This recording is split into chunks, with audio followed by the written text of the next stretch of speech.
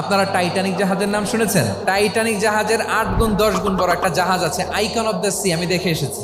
Royal Caribbean দেখে এসেছি। সাগরের সামনে জেটিতে যখন দাঁড়ালাম, জাহাজটা যখন যায়, আমার মনে হচ্ছে একটা শহর, পুরো একটা শহর মনে হয় পানির উপর দিয়ে ভেসে যাচ্ছে। পড়েন সুবহানাল্লাহ। এই যে আইকন অফ দ্য সি, এই জাহাজটা, এটার ভেতরে স্টেডিয়াম আছে, সুইমিং পুল আছে, রেস্টুরেন্ট আছে, 3000 4000 রুম বিশিষ্ট, কক্ষ বিশিষ্ট হোটেল আছে।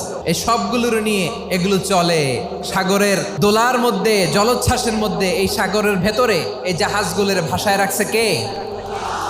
এই যে বাংলাদেশে যে গাড়িগুলো চালান, বেশিরভাগ গাড়ি আসে কিন্তু জাপান থেকে। হাজার হাজার গাড়ি একটা জাহাজ বহন করতে পারে। সূরাত বানী ইসরাইলের এই চমৎকার আয়াতের ভেতরে আল্লাহ তাআলা বেসিকলি মানব জাতির প্রতি তার 4টি স্পেশাল অনুগ্রহের কথা বলেছেন। 2 নম্বর অংশে আল্লাহ তাআলা বললেন, ওয়া হামালনাহুম ফিল বাররি ওয়াল বাহর, স্থলে এবং সমুদ্রে আমি তাদের জন্য চলাচলের বাহন দিয়েছি। সুবহানাল্লাহ।